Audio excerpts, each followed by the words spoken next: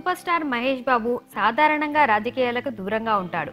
ఎన్నికల సమయంలో బావ గల్లా జయదేవ్ గురించి ఏదో ఒక ట్వీట్ తప్ప పొలిటికల్ ఇష్యూల గురించి స్పందించడు.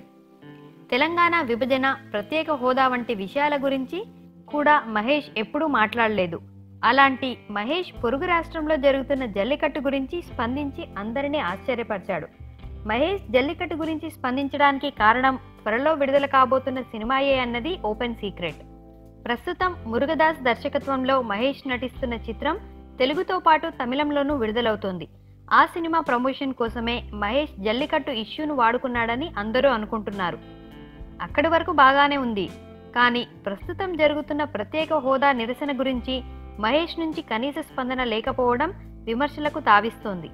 ఈ నిరసనకు సినీ పరిశ్రమ వ్యక్తులు మద్దతు ప్రకటిస్తున్న నేపథ్యంలో మహేష్ మాత్రం సైలెంట్గా ఉండడం విమర్శలకు కారణం.